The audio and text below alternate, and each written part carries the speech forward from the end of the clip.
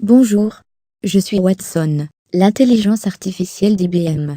Vous avez pu me voir lors des 4 saisons de Premium Peers, édition automne 2017, et je suis là aujourd'hui pour vous présenter la nouvelle édition printemps 2018. Au cours de cette conférence, vous pourrez voir des invités prestigieux intervenir sur le thème de cette nouvelle édition. Nouveaux talents, nouveaux leaders, nouvelles organisations. Toute l'équipe de Premium Peers vous souhaite une bonne visualisation.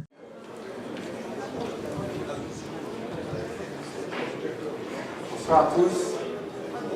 Il y a encore des hommes et des femmes au bar.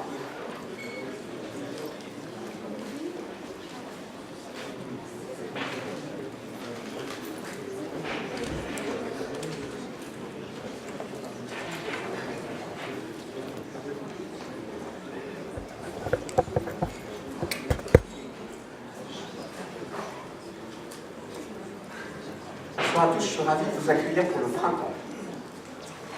Ça fait du bien d'avoir chaud. On est presque sur un bateau. Et on va parler des nouveaux talents, des nouvelles organisations, des nouveaux leaders, sujets d'actualité, s'il en est. Juste avant de rentrer dans le détail de l'agenda de cet après-midi, de cette fin de soirée, je voudrais vous présenter ce lieu. Il y a un peu plus de 30 ans, une trentaine d'années, j'ai fait des études dans Paris, dans un endroit particulier, et j'ai rencontré un de mes amis, ou futurs amis, qui avait comme origine les bateaux. Son grand-père était armateur de bateaux, et son père était architecte d'intérieur du bateau France, le France. Dans les années 80, le France a navigué. J'ai eu la chance à 8 ans, un peu avant les années 80, de faire la traversée entre New York et Le Havre. Extraordinaire. Vous voyez des vagues de 20 mètres, ça ne bougeait pas à l'intérieur. Et Didier, dans les années 90, est venu Norway, 90-2000, et le France a été démantelé. Début 2000, Didier s'est dit c'est pas possible, j'ai vécu ma vie avec ce bateau, et donc on va d'abord le racheter.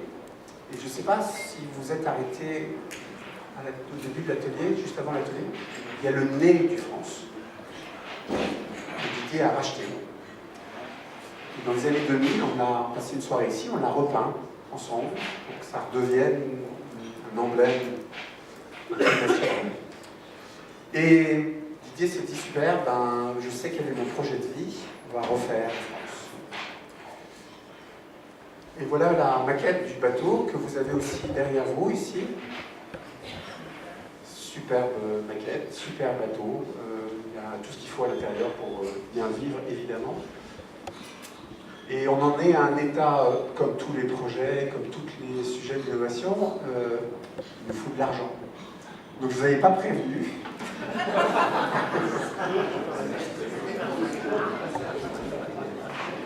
Voilà, on va faire une quête à la sortie de la soirée pour Didier. Malheureusement, il n'est pas là, il s'est foulé de cheville, et là, je l'ai eu au téléphone tout à l'heure, il vous salue tous.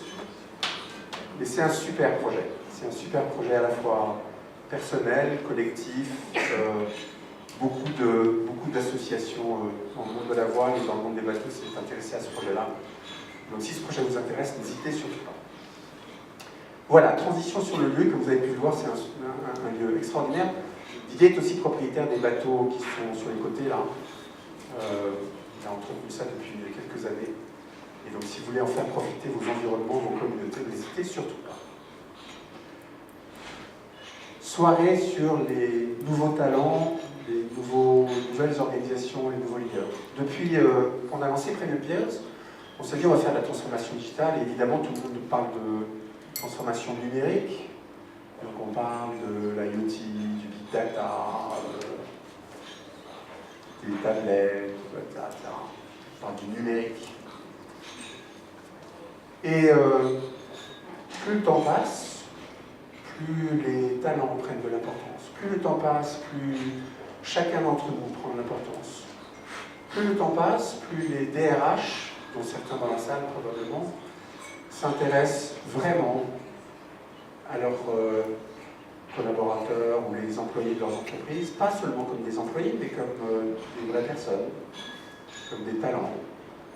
Parce que les talents ont pris de l'importance, parce que nous avons pris, chacun d'entre nous, de l'importance.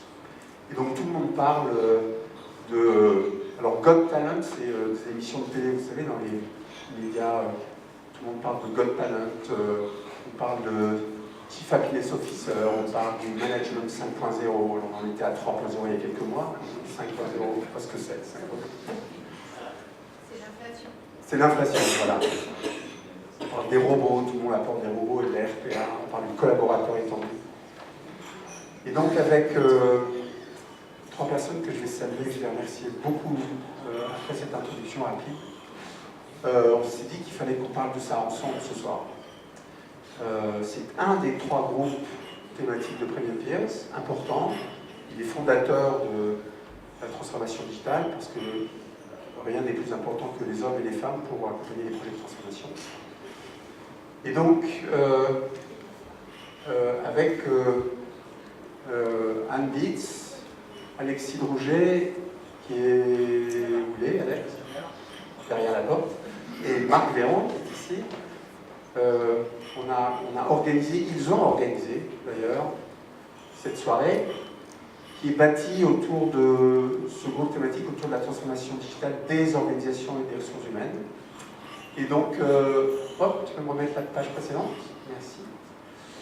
Et donc, des organisations apprenantes, collaboratives, des organisations particulières avec des nouveaux leaders, des nouvelles postures des DRH, je ne sais pas si on doit encore parler de DRH d'ailleurs, des organisations agiles. Alors, l'entreprise est devenue bienveillante, attentionnée et au service de ses collaborateurs, comme si c'était des vrais clients. Tout change. Alors, je ne sais pas si M. Martinez a raison aujourd'hui de faire la grève ou pas la grève, mais en tout cas, il défend ça. Et l'intelligence collective est au service de cette transformation. Ils ont voulu organiser cette soirée pour vous sur ces thèmes-là, avec quelques intervenants de renom. Audrey. Donc, Anne Bitz, Alexis Drouget et Marc Véron, je vous remercie, avant que j'oublie, de les remercier et de les applaudir.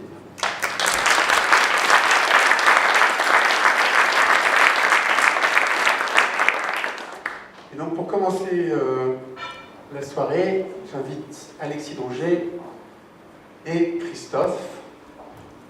Alex. Bonsoir à tous. J'ai le grand plaisir ce soir de vous présenter un grand professionnel de la transformation digitale, parce que la transformation digitale, il y a ceux qui en parlent, ils sont très nombreux, il y en a même ici. Il y a ceux qui écrivent dessus, ou qui glosent dessus, ou qui ont des idées dessus, et puis il y a ceux qui la font. Et la personne que je vais vous présenter ce soir, un de ses principaux intérêts, c'est que c'est un homme qui a la double compétence. Il a la compétence technologique. Pour lui, et les technologies digitales ne sont pas un mystère. Il en a managé beaucoup, il a fait beaucoup de projets, il a mis en place des choses, je crois qu'on allait en avoir un aperçu ce soir. Et puis c'est aussi un dirigeant de ressources humaines, donc il a la double compétence entre le digital et les enjeux humains. Il nous fait l'amitié d'être là ce soir alors qu'il a vraiment des sujets très très chauds à traiter en ce moment, et en ce moment même. Donc c'est vraiment un privilège pour nous de l'avoir ici. J'ai l'honneur d'accueillir Christophe Folliot, DRH du groupe M6 RTL.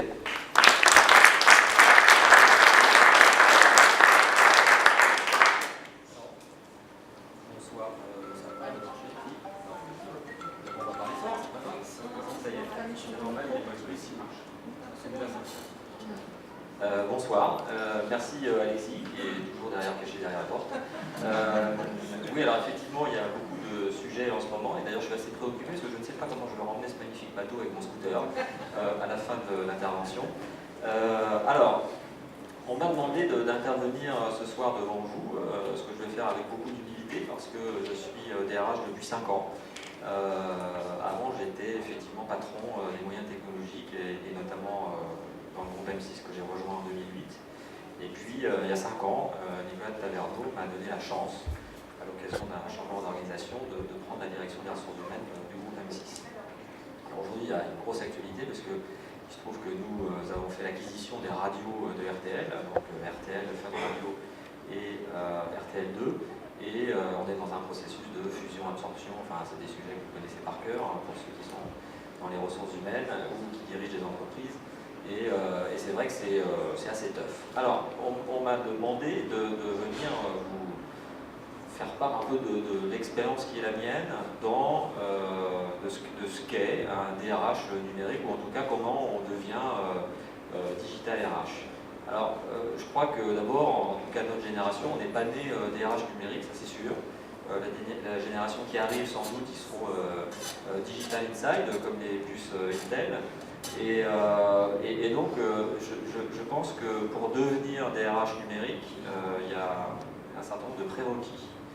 D'abord, je pense qu'il faut comprendre la transformation du monde dans lequel nous vivons aujourd'hui. Parce que ce monde se transforme à la vitesse de la lumière, et d'ailleurs ça va de plus en plus vite. Et c'est le digital, c'est la technologie aujourd'hui qui pilote ces transformations. Il n'y a pas très longtemps, on a bien vu que le monde des taxis s'ubérisait avec Uber et un certain nombre de plateformes comme Chauffeur Privé et d'autres, où voilà, le métier se transforme. Et ça va tellement vite que, en fait, ces métiers de chauffeurs, ils sont déjà dans la précarité parce que dans 10 ou 15 ans, il n'y aura plus de chauffeurs dans ces voitures qui deviendront autonomes, certainement.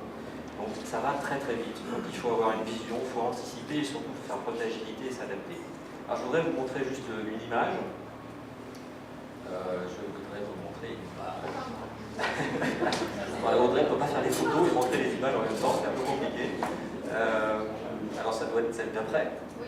Voilà. Et alors Rémi me disait, je sais qui c'est Carlos Ghosn.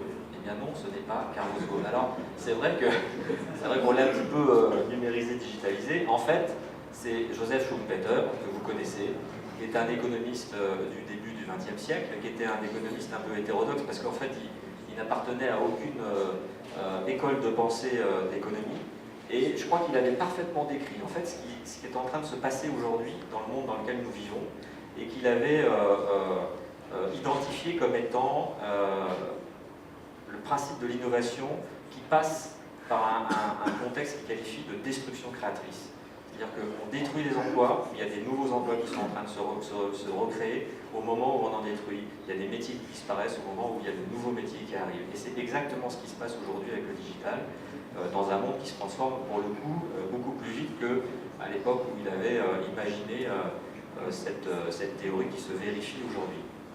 Alors, je ne vais pas vous refaire tout le contexte des différentes révolutions industrielles qui ont traversé les siècles, avec l'invention de la machine à vapeur, de la mécanisation au XVIIIe siècle, l'électricité au XIXe, l'automatisation au XXe. Mais c'est vrai qu'aujourd'hui, nous sommes dans une quatrième révolution industrielle.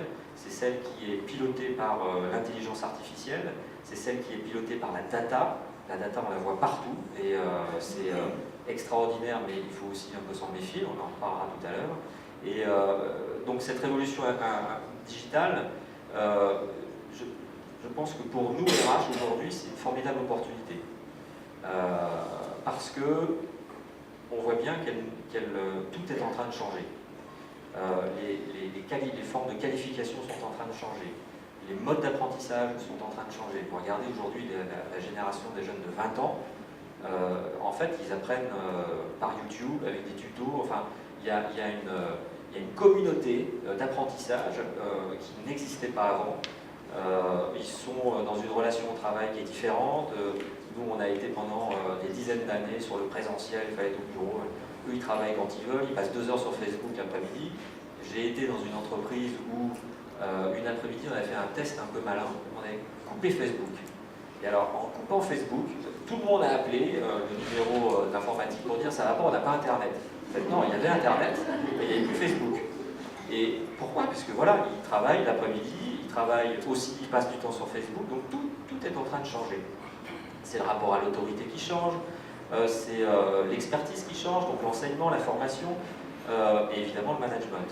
Et donc pour nous, RH, je pense que là, on doit se remettre en question avec beaucoup d'humilité, parce que là il va falloir quand même, on ne peut plus travailler comme on travaillait jusqu'à présent. Alors, et dans ces changements, et ces changements ils sont à la fois dans l'univers professionnel et puis ils sont aussi évidemment dans nos vies privées. Souvenez-vous, il n'y a pas très longtemps, on n'avait pas nos smartphones, donc on connaissait tous nos numéros de téléphone par cœur. Aujourd'hui, vous perdez votre iPhone ou vous avez plus de batterie dans votre iPhone, c'est compliqué d'appeler ses copains parce qu'on ne connaît pas les numéros en fait. Donc, vous voyez, même notre cerveau ne fonctionne plus de la même façon parce que nos outils, dans le creux de notre main, on a tout le savoir du monde possible dans nos smartphones, on peut accéder à tout via Internet. Et donc, c'est vraiment, on est dans un contexte où le digital, en fait, il est partout, quoi. Il s'introduit partout, c'est presque un principe de colonisation numérique. Et aujourd'hui, dans les entreprises, on est obligé, il n'y a plus cette frontière qui existait entre le monde de l'entreprise et le monde privé. Il y a encore quelques années, on était beaucoup mieux équipés dans les entreprises qu'on ne l'était chez soi, parce que dans les entreprises, on avait une photocopieuse, on avait un fax. Alors on réservait ses vacances discrètement, on envoyait le fax à l'hôtel pour dire voilà, je réserve l'hôtel. Et puis évidemment, chez soi, on n'avait pas de fax. Aujourd'hui, l'entreprise, des entreprises sont parfois même en retard par rapport à la culture, à la consommation numérique qu'on peut avoir nous de façon personnelle. Chez nous, on a tout. Sur nos smartphones, on a tout. Et parfois, l'entreprise, elle a des règles de sécurité, elle vous empêche de vous connecter à tel ou tel sujet. Parfois, on ne peut pas travailler à distance ou au contraire, des entreprises qui sont très ouvertes, qui permettent de le faire. Mais voilà, on est dans un contexte où les choses sont ongoing, en construction.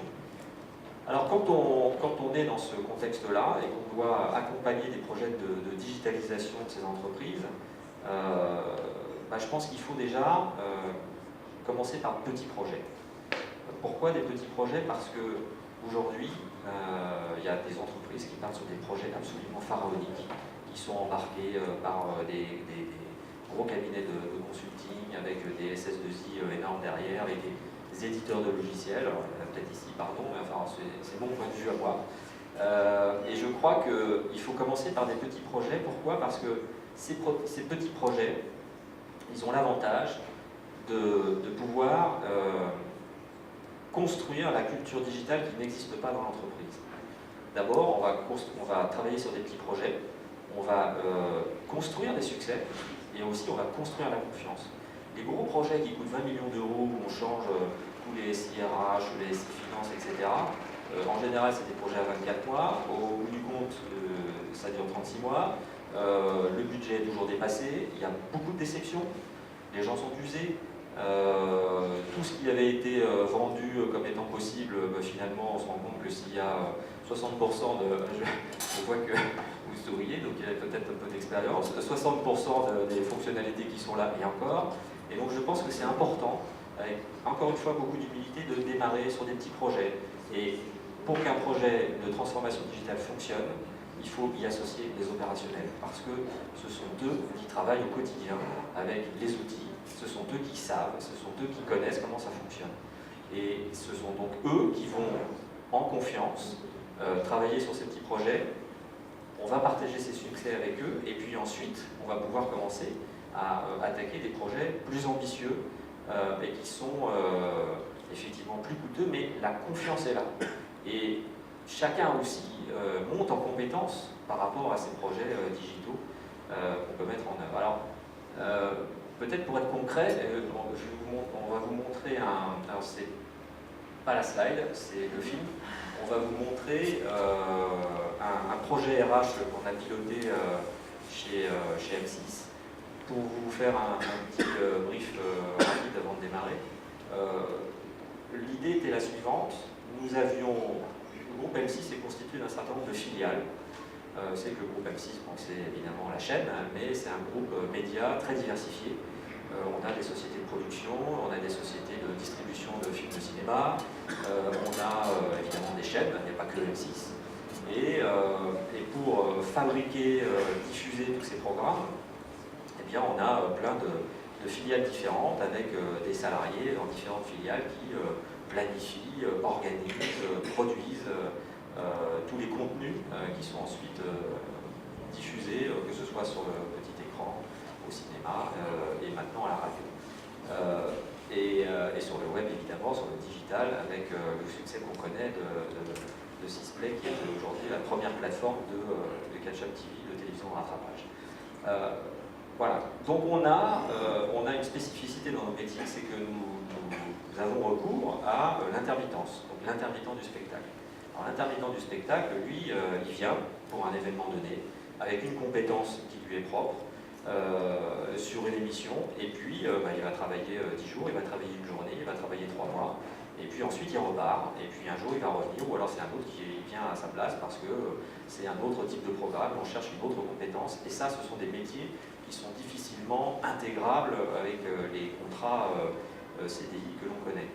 Et cette diversité à la fois d'intervenants, de compétences, était gérée finalement par chaque entité sans que la direction des ressources humaines du groupe puisse avoir une vision globale et complète de la façon dont ces ressources étaient à la fois planifiées, utilisées, les compétences de chacun, et tout en veillant aussi, parce que c'est important, un intermittent du spectacle, c'est pas un permittent, donc il faut aussi qu'il y ait plusieurs employeurs, qu'il ne soit pas 100% chez M6, et qu'à un moment donné, on puisse lui laisser du temps pour aller travailler chez d'autres confrères ou concurrents.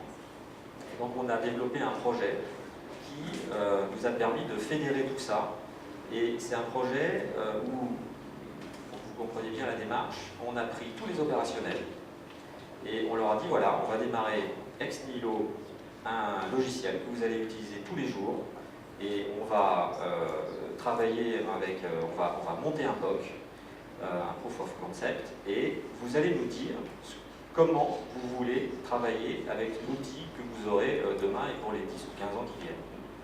Et donc on a designé l'outil avec eux. Alors évidemment, on les a un peu guidés, bien sûr, mais on a designé l'outil allant même jusqu'à, quand je veux cliquer là, je préfère avoir le bouton à droite qu'à gauche, parce que si je fais ça, ensuite j'irai plus vite pour cliquer sur tel et tel truc, parce qu'aujourd'hui c'est comme ça que je travaille. Et puis ça nous a permis d'homogénéiser aussi les pratiques de planification, la relation à l'intermittent. Puis tant qu'à faire, on s'est dit bon, on va faire un peu moderne, donc on va tout dématérialiser. Il n'y aura plus du tout de papier du début jusqu'à la fin de la chaîne. Il y aura un planning qui sera consultable par les intermittents depuis chez eux, et on est allé jusqu'au principe de board que vous connaissez, SNCF ou Air France, quand on vient s'enregistrer pour prendre son vol, c'est la même chose pour nos intermittents. Là, on va vous montrer ce petit film qui dure 3-4 minutes. Comme ça, on est vraiment dans le concret, vous verrez comment on a accompagné ce projet vraiment pour le coup de digitalisation de ce métier de planification et de relations contractuelles avec nos intermittents.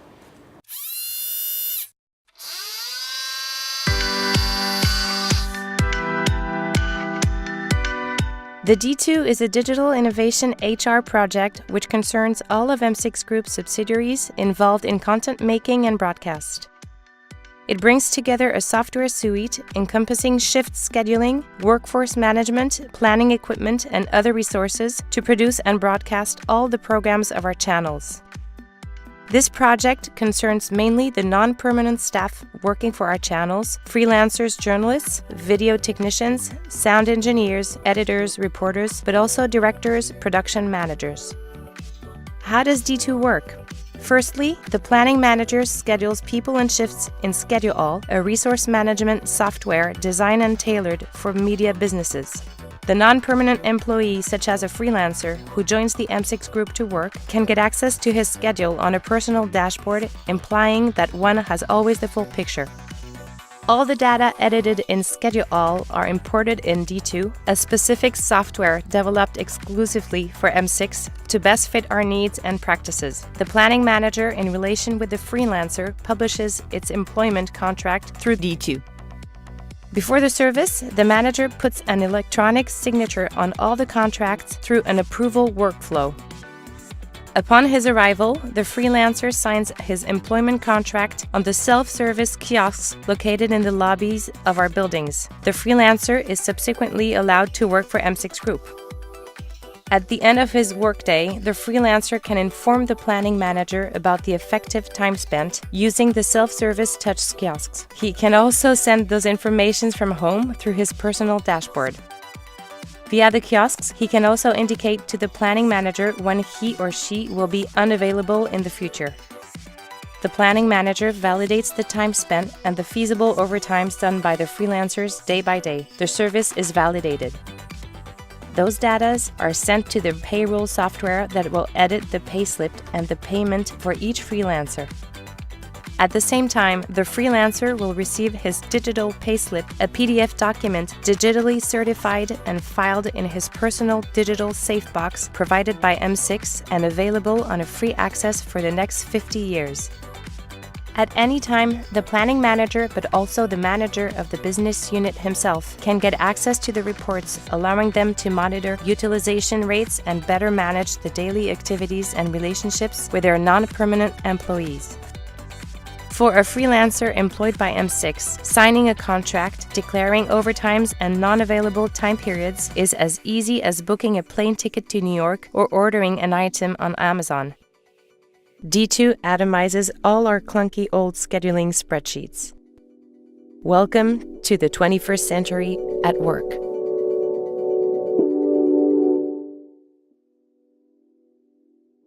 Un outil qui permet à la fois de planifier, de contractualiser et de payer les intermittents de façon totalement dématérialisée et dans une relation qui permet aux intermittents qui ne sont pas là régulièrement de pouvoir consulter leur futur planning, de pouvoir aussi nous indiquer les périodes où ils sont indisponibles puisqu'ils ont d'autres employeurs et puis d'éviter effectivement toute cette circulation de paperasse qui était celle que nous avions et de façon totalement en tout cas désorganisée entre les différentes filiales sans avoir la possibilité, nous RH, de pouvoir vraiment piloter la ressource intermittent puisque on n'avait pas accès en temps réel aux informations de contractualisation.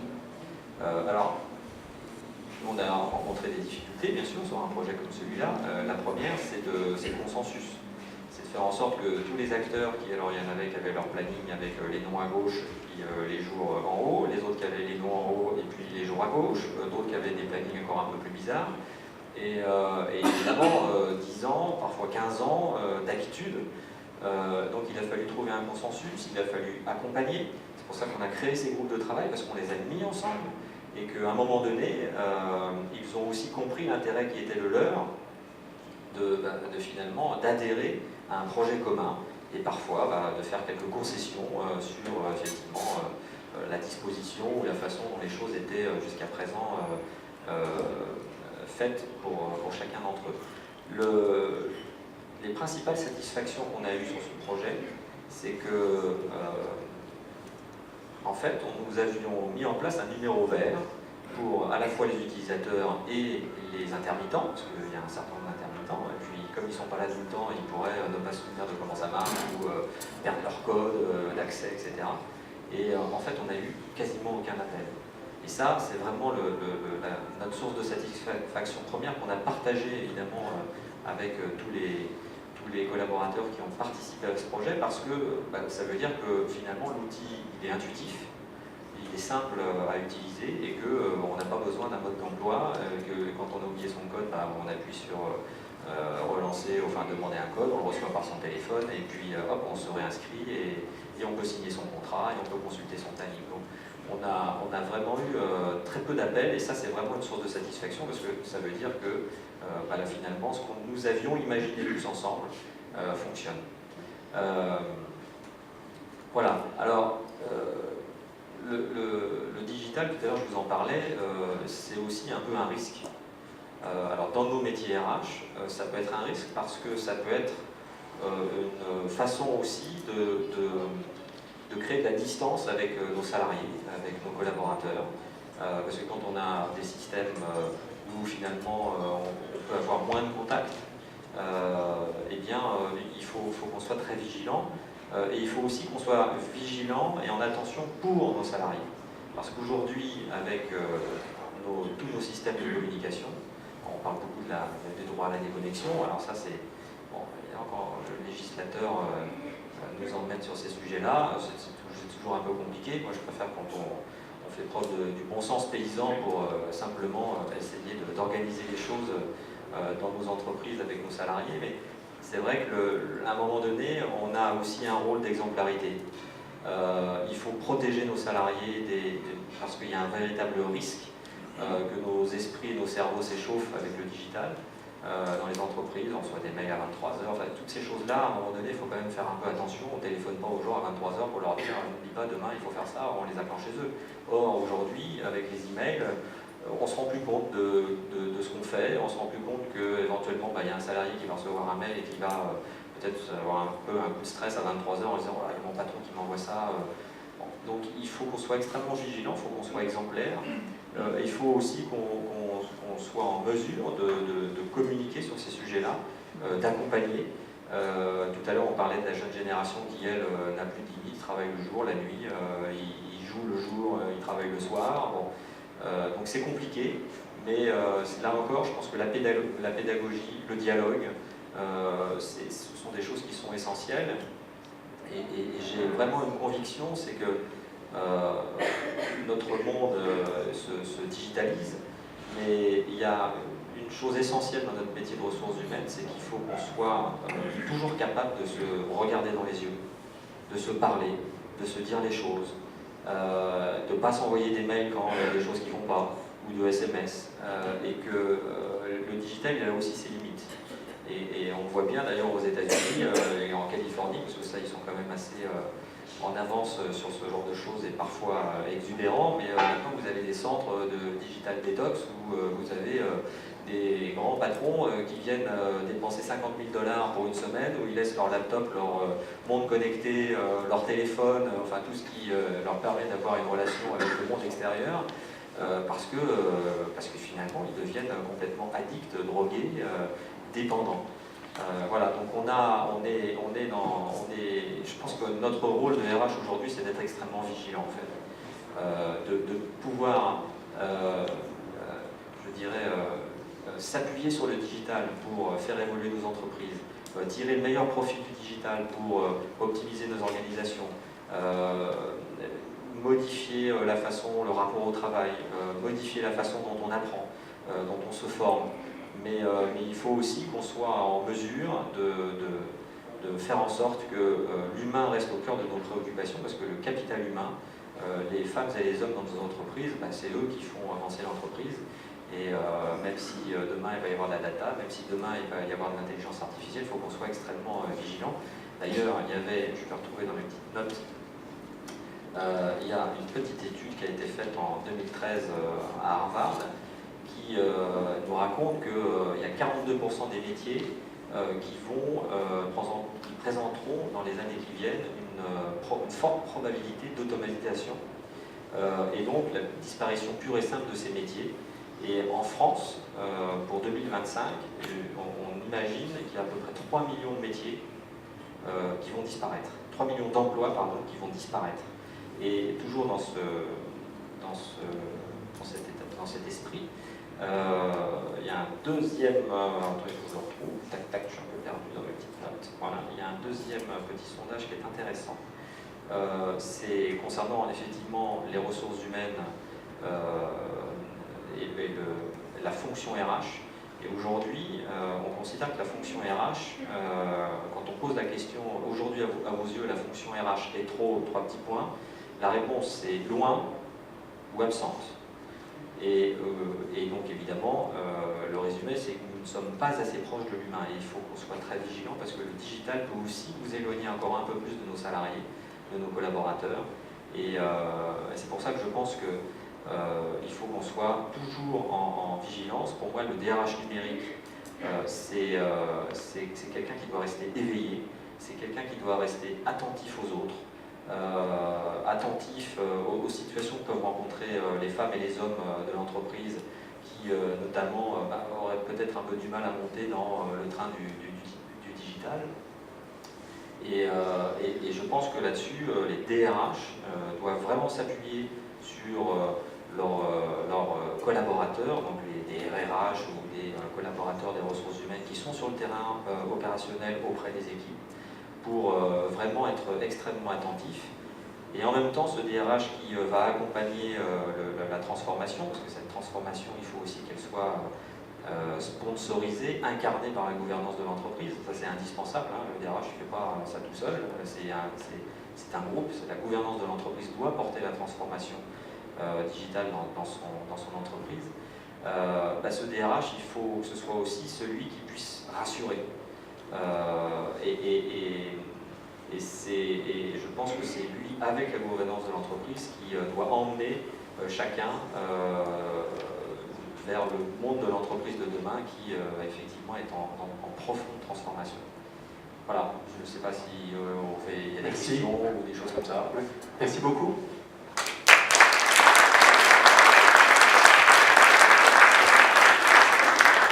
Juste avant de passer la main à ceux d'entre vous qui veulent poser des questions à Christophe,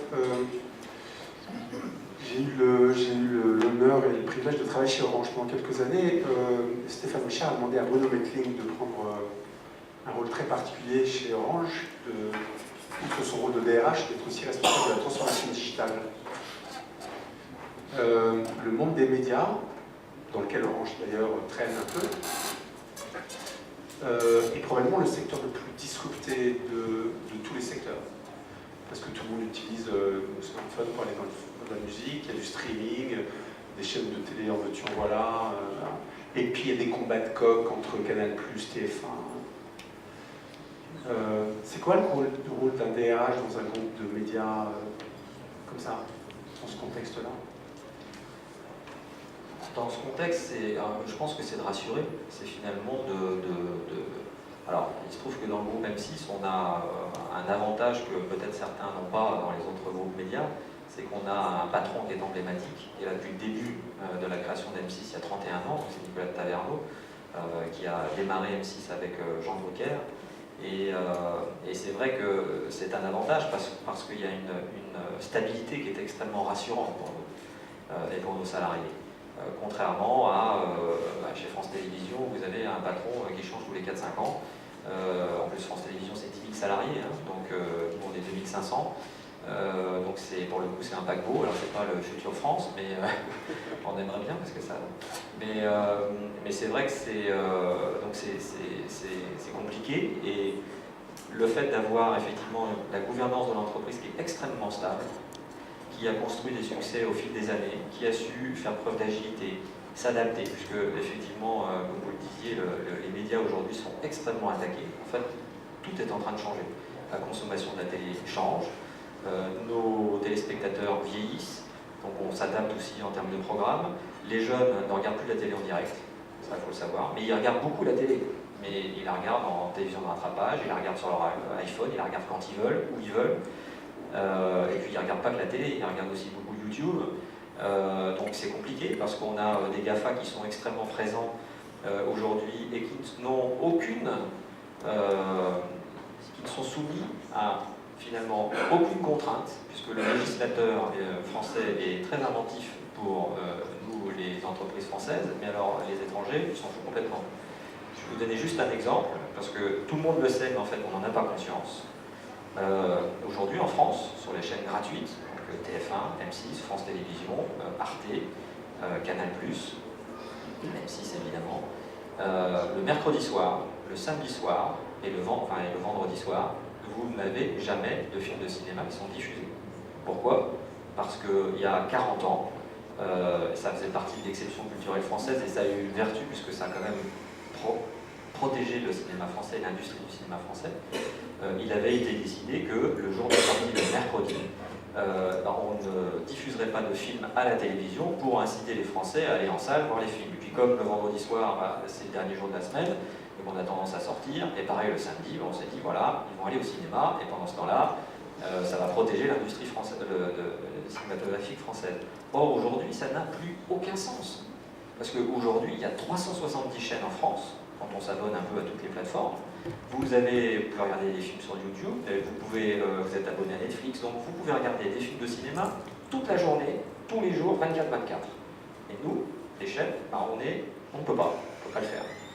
Donc on voit bien qu'on est à la fois extrêmement chahuté par la concurrence, extrêmement chahuté par les GAFA, et puis on est aussi, le législateur il ne nous aide pas beaucoup, quoi.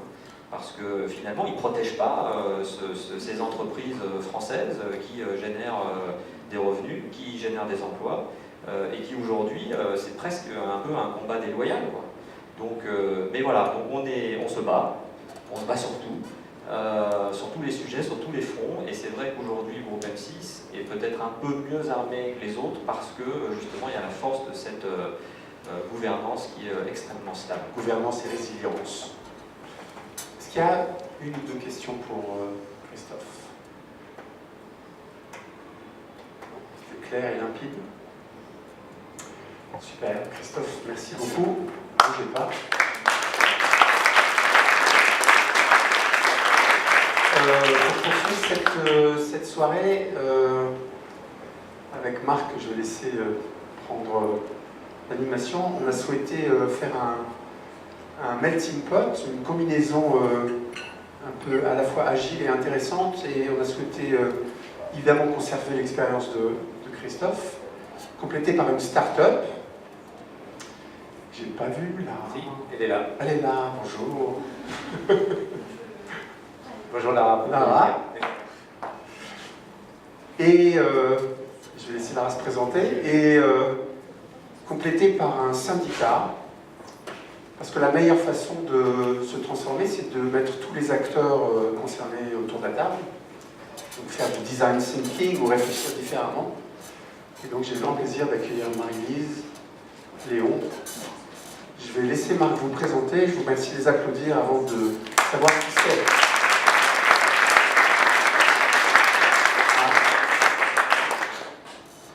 Bonsoir à toutes et à tous. Donc nous avons le plaisir effectivement d'avoir une table ronde maintenant pour faire interagir des personnes qui auront forcément un point de vue, un regard un petit peu différent. Donc Marie-Lise Léon, qui est secrétaire nationale à la CFDT, en charge notamment des politiques industrielles, du développement durable, du numérique et du dialogue social.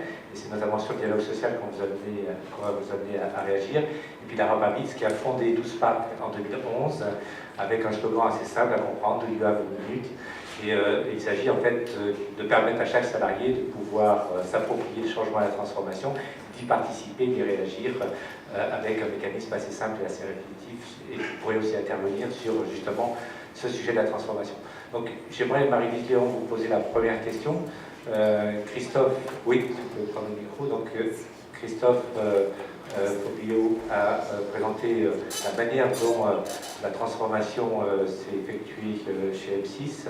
J'aimerais aussi connaître votre avis sur comment aujourd'hui le dialogue social peut prendre sa part dans cette transformation et comment vous voyez un petit peu la situation avec à la fois des entreprises soumises à des enjeux de transformation extrêmement rapides tels que M6, mais pas que, je veux dire beaucoup d'entreprises ont les mêmes enjeux, et puis des DRH qui sont aussi soumis à d'autres contraintes que ce sujet de transformation, et notamment liées aux aspects réglementaires qui bougent beaucoup aussi, et ceci en accompagnant à la fois les salariés et en favorisant le dialogue social. Vaste programme. Bonsoir à toutes et à tous. Je suis ravie d'être avec vous ce soir. Il y a mille et une façons d'aborder cette question. Donc je vais faire court parce que je crois que mon temps est compté. Pour mon organisation, souvent on nous demande d'ailleurs comment un syndicat aborde cette transformation numérique. Quelle approche on peut avoir, et je pense que ce qui résumerait le mieux notre façon de voir les choses, c'est qu'on est face à une métamorphose de l'entreprise et que, ça a été évoqué, il y a de grandes opportunités, il y a des risques également, mais résolument, en tout cas en ce qui concerne la CFDT, on s'est dit, face à l'ampleur de cette transformation, ne soyons ni naïfs ni ringards. Alors, la ringardise est peut-être quelque chose qui est souvent évoqué quand on parle de syndicats. Mais je pense qu'on a de toute façon une transformation qui est déjà en place et qu'il y a des modalités à penser, nouvelles, et en ce qui concerne notamment le dialogue social. L'une des caractéristiques, je pense, nouvelles du dialogue qu'il faut renouveler, c'est la question de l'anticipation et la question d'un dialogue au fil de l'eau, nourri avec des informations régulièrement partagées, qui permettent d'aborder la transformation au plus près des préoccupations des travailleurs. D'ailleurs, j'utilise de moins en moins le terme de salarié, parce qu'il y a, avec la transformation numérique, on aborde beaucoup les questions d'emploi. Et je pense qu'avec cette transformation de l'entreprise et des nouveaux modes de coopération, de collaboration, on peut rentrer dans une ère nouvelle de codécision ou de codétermination. Alors ça, c'est un petit peu notre dada en ce moment, mais qui permet, et je pense que c'est une des grandes opportunités de cette transformation numérique, c'est d'aborder la transformation du travail. Et parce qu'on parle réellement de comment au quotidien le travail change, on fait remonter l'ensemble des opportunités, mais des difficultés aussi que les travailleurs rencontrent. Et lorsque le dialogue est basé et régulier sur l'ensemble de ces évolutions, je pense que c'est la meilleure façon de pouvoir aborder l'avenir et la transformation de ces entreprises. Et ce n'est pas forcément quelque chose qui est culturellement pratiqué ou qui est partagé dans les entreprises, mais quand on est capable, alors moi je suis à la Confédération, donc j'ai une vision peut-être un peu macro, mais au niveau national et interprofessionnel, je vois que nous on a des équipes syndicales, notamment dans le secteur bancaire, qui il y a déjà plus de 2 ans avaient lancé c'est quoi les métiers de la banque en 2025, quels seront-ils, de quels besoins les entreprises auront, comment les métiers vont se transformer, les qualifications, les besoins de compétences. Et en tout cas, nous, on accompagne les militants et les adhérents de notre organisation en ce sens, en disant la transformation est là, on est persuadé que ce n'est pas la fin du travail, donc comment on n'est pas en résistance et se dire rien ne doit bouger, mais au contraire, comment on en fait un levier de progrès et un levier de progrès notamment en matière de travail. Merci. Alors justement, Christophe, une réaction, puisque vous êtes en train de préparer des changements en termes de structure qui impactent forcément le dialogue social et la représentation des salariés. Est-ce qu'aujourd'hui, ces partenaires sociaux sont des acteurs du changement et de quelle manière des résistants ou plutôt des acteurs positifs pour cette transformation? Là, on est dans un contexte un peu particulier parce que d'abord on est dans un mécanisme de fusion-absorption. Donc pour ça, en fait, on avait, vous savez, dans le mécanisme d'une fusion-absorption, la société qui va être absorbée par la société absorbante, les instances représentatives au moment de la fusion-absorption tombent et les mandats tombent. Il se trouve que nous, dans notre calendrier, nous avions donc la société, une des sociétés d'M6 qui va absorber RTL, qui est la plus grosse de nos filiales. Les élections, nos élections, intervenaient au mois d'avril. Et il se trouve que la fusion-absorption de RTL intervient le 30 avril. Donc normalement, on aurait dû mener nos élections et puis procéder à la fusion-absorption des équipes de la radio, ce qui fait que les équipes de la radio seraient arrivées le 1er mai avec une représentation syndicale et des représentants du personnel récemment élus, mais de la télévision. Et donc pour ouvrir le dialogue social dans un contexte favorable, puisque une fois que la fusion-absorption a eu lieu, s'engagent les négociations des accords de substitution, eh bien nous avons décidé de proroger les mandats de nos élus de la télévision pour attendre que les salariés de la radio soient fusionnés, absorbés dans M6, et ensuite déclencher des élections avec l'ensemble des salariés de la radio qui à la fois sont votants et peuvent se présenter et présenter des listes. Donc ça démarre comme ça. Alors j'espère qu'on a donné en tout cas un signe positif pour évidemment faire en sorte que quand on va négocier nos accords de substitution, il y a des gens de la radio qui seront autour de la table. Mais on aurait pu, parce que la loi nous y autorisait tout à fait, procéder à nos élections et on aurait négocié les accords de substitution sans aucun salarié, ni sans aucun délégué syndical issu de la radio. Donc voilà, donc on a créé je dirais, un climat en essayant qu'il soit favorable et montrer qu'on était dans l'ouverture et qu'on allait démarrer en tout cas ces accords de substitution en invitant évidemment les salariés de la radio. Après, c'est les élections qui vont déterminer si on aura des délégués syndicaux issus de la radio ou pas, mais voilà, en tout cas, ils sont partie prenante dans le jeu des élections. Et puis après, on verra. Merci. Lara, avec votre regard particulier sur les transformations et en faisant le pont à la fois entre les DRH et les partenaires sociaux, quels sont, à votre avis, les points les plus importants pour réussir sa transformation? Alors, je voulais juste commencer par dire à quel point je suis heureuse d'être là ce soir et entre des acteurs qui n'ont pas... Enfin, moi, personnellement, c'est la première fois que j'ai l'opportunité de siéger entre une entreprise et une organisation syndicale. Et donc, bravo à Premium Peers pour avoir organisé cette rencontre. Je trouve que c'est très intéressant. Pour donner un tout petit peu de contexte, la start-up que j'ai cofondée il y a 7 ans travaille effectivement depuis son origine sur la transformation des grandes organisations. Au début, on a trouvé ce sujet un peu par hasard, et il se trouve que c'est effectivement devenu un sujet central, puisque les grandes entreprises aujourd'hui, contredisez-moi si ce n'est pas le cas, mais depuis que le mot ubérisation a été inventé par Maurice Lévy en 2013, réalisent que ce sont potentiellement des géants au pied d'argile, et qu'il y a une absolue nécessité de se transformer. Oui, bon. Oui. On est contraint de se transformer. Le monde se transforme, donc on ne peut pas rester immobile. Et c'est pour ça que je pense qu'il y a aussi des entreprises qui sont peut-être mieux préparées pour ça que d'autres, parce que c'est dans la culture d'entreprise, il faut qu'il y ait un ADN d'entrepreneuriat, d'agilité. Alors c'est vrai que je parle de ce que je connais, donc dans le groupe M6, le fait que la structure du groupe soit avec plein de petites filiales, avec des patrons un peu autonomes, très responsabilisés, une structure hiérarchique qui est très courte, donc il y a Nicolas de Taverneau, et puis très vite on arrive dans les structures, donc c'est ça aussi aujourd'hui qui fait que peut-être on a des bons résultats, notre actionnaire est plutôt content, parce que voilà, on est capable de s'adapter et s'adapter vite, contrairement à d'autres groupes où c'est beaucoup plus lent, beaucoup plus compliqué.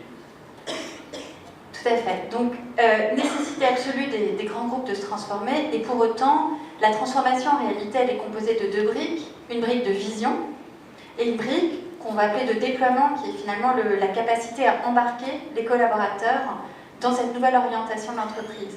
Et en effet, quand les transformations n'aboutissent pas ou n'atteignent pas leurs objectifs, c'est précisément parce qu'il y a un disconnect. Les anglo-saxons ont mis un mot d'ailleurs sur ce disconnect. Ils appellent ça le concrete layer, la couche de béton épaisse qui sépare le centre des organisations de ses extrémités et qui fait qu'en fait, cette connexion ne se fait pas. Nous, on est parti de ça, de cette déconnexion, en disant ok, on va lancer une app qui est une app intelligente et qui sert à embarquer les collaborateurs. Donc, et on le fait avec ce format très très particulier qui est 1 minute par jour et vraiment chaque collaborateur embarqué à un niveau individuel. Moi, ce que j'ai entendu dans ce que vous disiez et ce que vous disiez en préambule lors de votre intervention, c'est que le socle fondamental pour réussir une transformation dans une entreprise, pour réunir la vision et les collaborateurs, c'est la confiance. Et la confiance, elle ne se décrète pas. Alors, je pense qu'il y a des organisations dans lesquelles il existe de la défiance de la part des collaborateurs vis-à-vis d'une vision, mais dans notre expérience, et on a déployé notre solution sur des très grandes entreprises, on a 100 000 collaborateurs qui utilisent notre plateforme aujourd'hui, dans la plupart desquels il n'y a pas de défiance de la part des collaborateurs vis-à-vis de l'entreprise. Il y a juste le besoin de comprendre la vision, qui doit être claire, et ça, quand on a un leader charismatique et stabilisé dans l'organisation, ça aide. Donc comprendre la vision, mais aussi comprendre what's in it for me. Quel est mon intérêt, à moi, personnellement?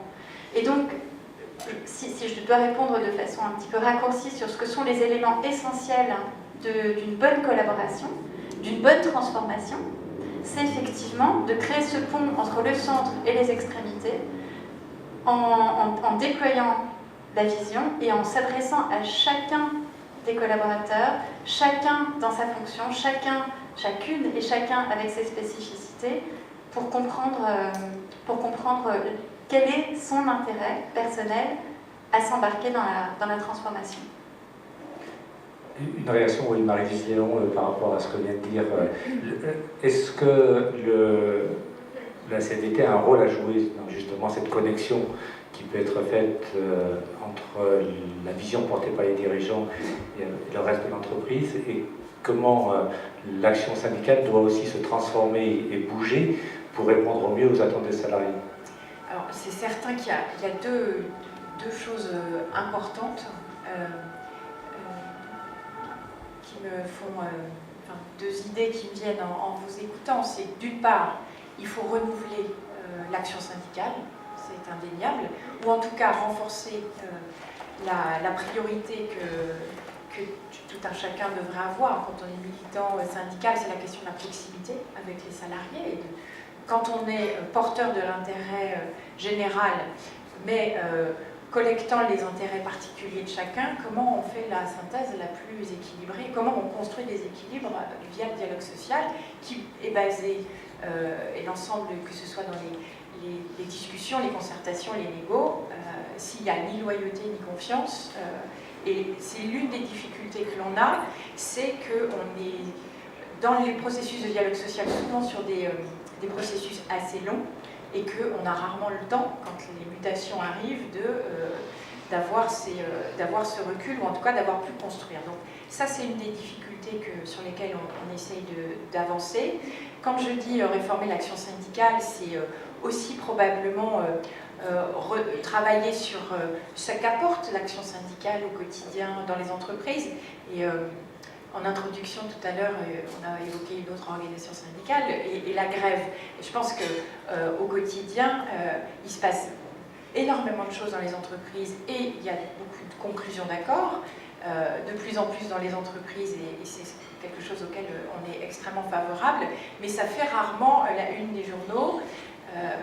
Les pneus qui brûlent sont souvent beaucoup plus attractifs pour les médias, et donc donner à voir ce que ça apporte. Il y a une responsabilité aussi des organisations syndicales d'être porteurs de ce que la négociation apporte aux salariés. Et puis la deuxième chose, c'est que la CFDT, c'est aussi une grande organisation et qu'elle a aussi besoin de se transformer. Ce qui interroge directement, il y a un mot qu'on n'a pas du tout évoqué, mais qui est la question de la démocratie interne. Alors que ce soit dans l'entreprise ou dans notre organisation, en tout cas, on est confronté à des demandes aussi et des aspirations des adhérents à participer différemment dans notre organisation, participer aux décisions. Donc ça bouscule beaucoup tout ce qui est démocratie directe et démocratie représentative.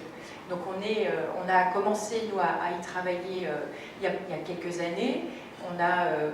On est en phase de préparation de congrès, donc on a un congrès c'est tous les 4 ans, c'est dans 2 mois, début juin, et pour la première fois, on a permis à l'ensemble des adhérents, ouvert en fait nos textes d'orientation sur une plateforme en ligne. On a eu un peu plus de 21 000 participants qui ont pu être acteurs de leur vision de l'action de la CFDT dans les 4 années à venir. Donc ça, voilà.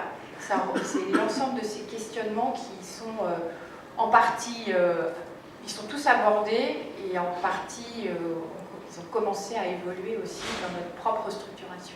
Alors, justement, dans l'évolution un peu du syndicalisme, est-ce que le syndicalisme reste ancré exclusivement vers les salariés qui ont le statut et qui sont en CDI, qui sont stables, ou est-ce que, par exemple, vous intéressez aux freelances, aux indépendants ou aux intermittents qui font partie aussi quelque part de la communauté d'entreprise? On a vu dans la transformation qui était présentée par Christophe Liot que cette transformation concernait bien entendu les intermittents puisqu'ils participent même au fonctionnement de l'entreprise, et donc cette transformation les concerne.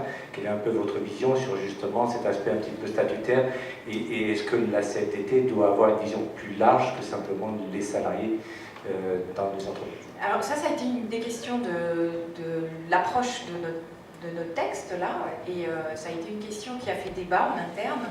On a déjà mené des expérimentations pour notamment avoir des indépendants syndiqués. Alors on a lancé des expérimentations puisque de prime abord on s'est dit est-ce qu'ils auront les mêmes attentes, les mêmes besoins, et en fait c'est de façon très classique les questions de rémunération, les questions de protection sociale, les questions de conditions de travail sont exactement posées, pas dans les mêmes termes, mais c'est autant des préoccupations. Et puis, alors je ne vais pas vous faire une réponse de normande, mais ça va être un des enjeux de notre congrès. Moi je porte l'idée que le syndicalisme est face à des défis majeurs. S'il n'est pas en capacité de se renouveler, il est en péril et il est destiné à être affaibli et voire même disparaître. Donc je pense qu'il y a aujourd'hui l'idée que je défends, c'est qu'on défend les travailleurs et que, alors on a des adhérents demandeurs d'emploi, on s'occupe indirectement des intermittents parce qu'on est acteur jusqu'à maintenant, donc quelques jours ça va probablement changer. On a les manettes dans le cadre des conventions assurance chômage, puisque c'est une institution qui est gérée par les organisations syndicales et patronales.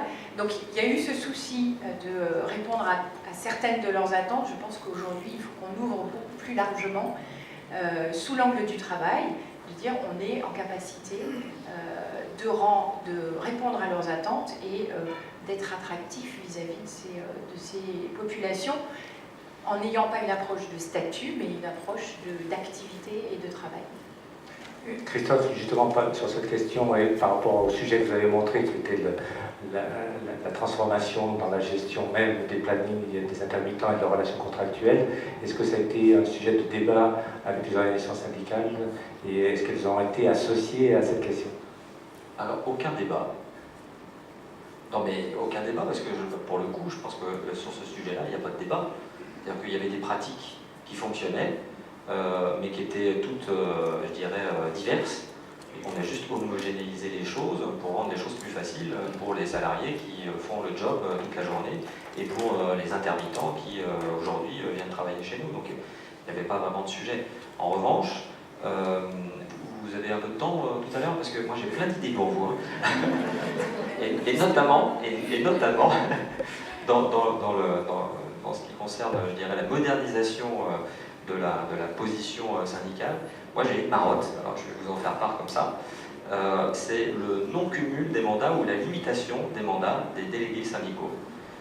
Il se trouve que chez M6, alors il est parti à la retraite, donc voilà, on avait un délégué syndical qui avait en temps disponible de travail 17 heures par mois. Pourquoi? Parce qu'il était partout. Il était au comité d'entreprise, il était au CHSCT, il était au DP, il était dans une caisse de retraite, il était conseiller prud'homal salarié, donc il cumulait un certain nombre de mandats.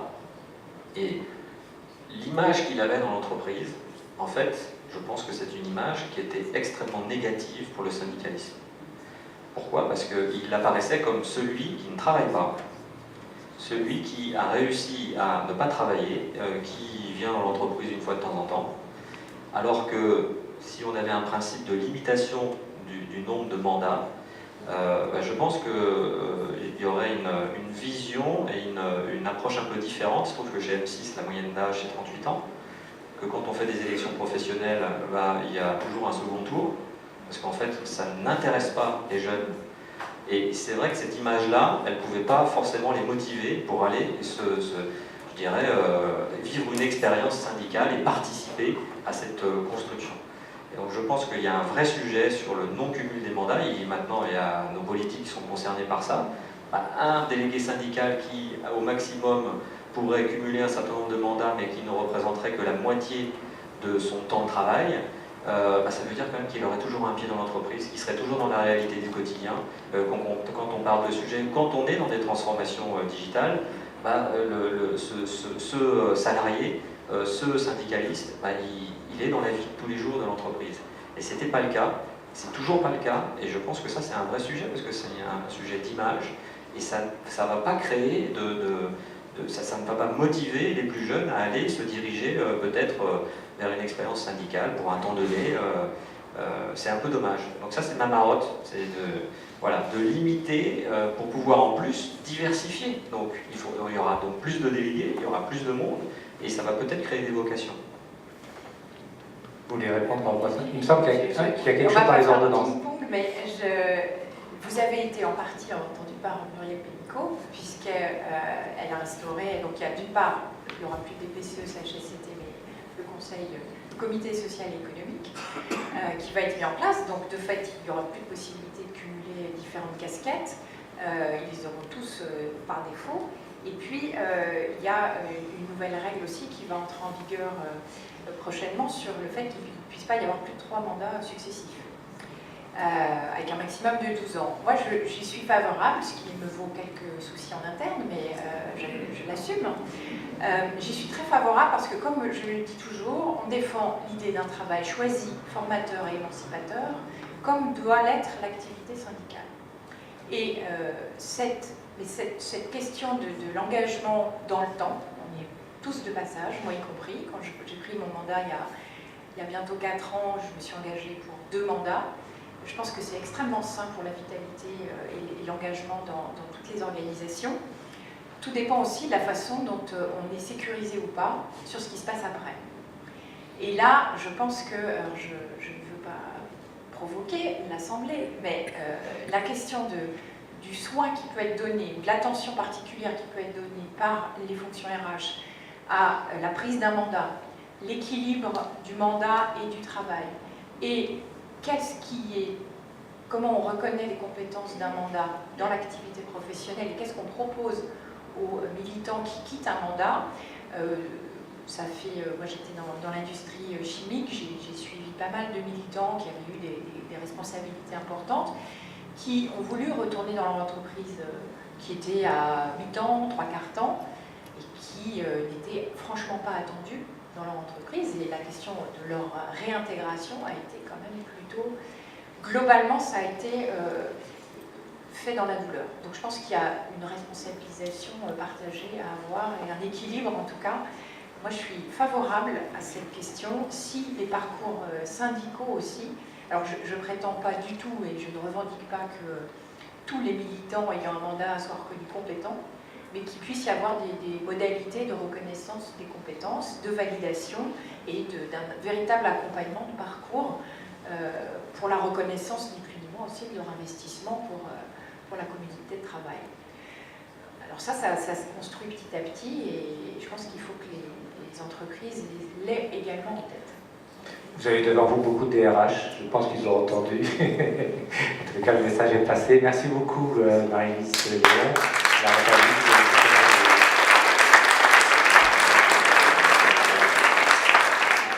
Merci à vous trois.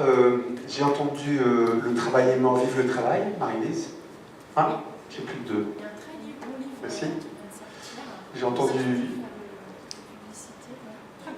le travail aimant, vive le travail. Il y a un très beau livre que je viens de commencer, que vient de signer Laurent Berger, le secrétaire général, qui s'appelle Au boulot, et qui aborde cette question des transformations numériques, écologiques, le vieillissement de la population, quelles questions sociétales ça pose, et comment on peut redonner sa place au travail. Donc je le recommande vivement. Merci.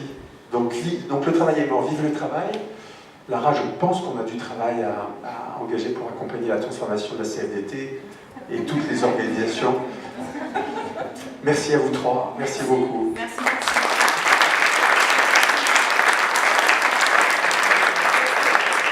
Après la transformation du travail, on va révéler des talents. Donc je passe la main à Anne Bitz pour accueillir notre 3e intervenant, qui doit être au fond de la salle. Alors je vais demander à Jérémy de s'approcher. On est tout à fait dans la continuité du débat que vous avez entendu, puisque grâce à Jérémy, on va parler des compétences du XXIe siècle. Voilà, on va équiper Jérémy. J'ai le plaisir de vous présenter Jérémy Lamry. Il est le fondateur de Monkey Time et aussi le fondateur du Lab RH. J'ai eu l'occasion de discuter, de côtoyer Jérémy, et je pense que ce qu'il va vous dire est une vraie vision sur les nouvelles approches que nous, les DRH, nous, les consultants en transformation, nous devons avoir pour réfléchir et accompagner correctement toutes les mutations qui se présentent. Alors, j'ai une précision aussi. Jérémy est en train de terminer son doctorat sur les sciences cognitives et Jérémy n'a jamais été RH, bien au contraire. Mais il sait très bien parler des RH. Je te laisse faire, Jérémy. Merci. Merci beaucoup, Anne. Bonsoir, Catherine. Je vois quelques têtes connues, ça fait plaisir. Effectivement, j'ai jamais travaillé dans les RH. J'ai même jamais travaillé dans ce dans quoi je travaille aujourd'hui. Je suis physicien de formation, je suis physicien en physique quantique. J'ai un passé d'ingénieur en performance industrielle, de financier, de consultant en stratégie et d'entrepreneur depuis 6 ans. Donc en ayant fondé Monkey-Tai, un éditeur de logiciels qui prend en compte les compétences, la personnalité, les moteurs de motivation dans le recrutement, la mobilité interne, et également le LabRH il y a un peu plus récemment. Donc là, me rendant compte que c'était un petit peu compliqué quand même de vendre de l'innovation à des DRH et qu'il fallait peut-être parfois les accompagner. Parfois peut-être relier les deux mondes, c'est-à-dire ceux qui veulent tout casser et ceux qui ont besoin de faire tenir la baraque. Et donc il y a à peu près 3 ans, on a fondé le LabRH. Aujourd'hui, c'est un peu plus de 410 startups spécialisées dans les ressources humaines et on accompagne la transformation RH d'une 60aine de très grands groupes. Le sujet sur lequel j'ai eu envie de travailler ces dernières années, notamment à travers Monkey-Tai, mais plus globalement à travers cet univers que j'ai découvert des ressources humaines, de l'emploi et du travail, c'est le sujet des compétences. C'est le sujet des compétences, parce que je me suis rendu compte que c'était la brique de base. Tout ce qui est en train d'arriver dans vos entreprises, que ce soit le recrutement, la formation, la mobilité, tous les processus RH vont être finalement sur la partie talent liée à cette brique de base qui est la compétence. Et aujourd'hui, cette notion de compétence, elle est extrêmement mal définie, elle est définie de manière extrêmement variable suivant les entreprises, à tel point qu'on n'a pas tous la même définition de ce qu'est une compétence. Et donc je me suis intéressé à cette notion de compétence, et notamment qu'est-ce qui faisait qu'on était bon, qu'est-ce qui faisait qu'on était capable de s'adapter, qu'est-ce qui faisait qu'on était capable d'être performant. Et donc je termine actuellement ce doctorat sur les compétences qui déterminent la performance. C'est un sujet, je pense, qui peut en intéresser quelques-uns. J'ai envie de vous l'aborder sous une manière plutôt ludique. Donc on va faire un petit jeu. Comme ça on va vous réveiller un petit peu. Pourquoi il y a un comme ça on va faire un petit jeu. Okay. Je vais simplement parler plus fort. Donc je vais vous demander de vous lever, s'il vous plaît. Merci. Je vais vous demander de vous lever. Et on va faire un petit jeu. Et ce petit jeu, il va avoir 3 intérêts. Il va avoir 3 intérêts. Le premier intérêt, ça va être de vous réveiller un peu. Donc, comment? Ben non, mais c'est parce que, bon, j'imagine que vous avez tous eu une grosse journée, vous êtes là en conférence, vous êtes assis depuis 1 heure et on a eu des intervenants passionnants, mais vous êtes toujours assis. Et donc, du coup, au bout d'un moment, eh ben, on tombe dans une espèce de forme de routine. Vous allez voir que ça va être tout le sujet de cette conférence, comprendre comment est-ce qu'on opère, en fait, comment est-ce qu'on casse cette routine et comment est-ce qu'on entre en mode adaptatif. Autrement dit, comment est-ce qu'on opère ce qu'on appelle une bascule préfrontale. Donc, c'est du coup le deuxième intérêt de ce qu'on va faire, le premier étant que c'est marrant. Le deuxième intérêt de ce petit jeu qu'on va faire, c'est opérer cette bascule préfrontale qui va vous rendre d'un coup éveillé et qui va vous faire passer en mode adaptatif. Et le troisième intérêt, c'est que je vais beaucoup rigoler en vous regardant. Donc le jeu va être très très simple. C'est possible que je pisse dedans. Oui. Le petit jeu va être très très simple en fait. On va jouer à un jeu qui ressemble un peu à Jacadi. C'est simplement, je vais vous dire levez la main et vous allez lever la main. Baissez la main et vous allez baisser la main. Il y a 6 consignes. Levez la main, baissez la main, tournez à gauche, tournez à droite, tapez des mains et chut. Et donc chut, vous faites chut. Voilà. Donc on va commencer très simplement. Levez la main. Baissez la main, tournez à gauche, on revient, tournez à droite. Tapez des mains et chut. Voilà. Vous avez les consignes de base, c'est extrêmement simple. Vous le voyez, c'est un jeu qui n'est vraiment pas compliqué. On va juste rajouter une toute petite consigne à partir de maintenant. C'est vous allez dire ce que vous faites. C'est-à-dire si je vous dis levez la main, vous allez dire levez la main. C'est parti. Levez la main, baissez la main, tournez à gauche, on revient. Tournez à droite. Tapez des mains.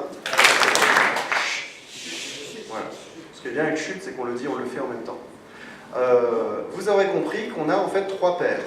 Levez la main, baissez la main, tournez à gauche, tournez à droite, tapez des mains et chute. Et ces 3 paires, on va simplement jouer à les opposer. Quand je vais vous demander de lever la main, vous allez lever la main, mais vous allez dire le contraire. Donc vous allez dire baisser la main. Vous commencez à comprendre le jeu. On y va, c'est va. Donc, pour résumer, vous faites ce que je dis, vous dites le contraire. Vous faites ce que je dis, vous dites le contraire. C'est parti. Levez la main, baissez la main. Tournez à gauche, tournez à droite. Tapez des mains. Voilà. Encore un coup, tournez à droite. Voilà, quand je dis tourner à droite, vous tournez à droite et vous dites tourner à gauche. Voilà, levez la main. Baissez la main. Voilà. On va le faire dans l'autre sens, c'est-à-dire que vous allez dire ce que je dis, mais faire le contraire. D'accord? Vous allez dire ce que je dis, mais faire le contraire. C'est parti. Baissez la main. Vous allez dire ce que je dis, mais faire le contraire. Baissez la main. Allez à gauche, tournez à gauche.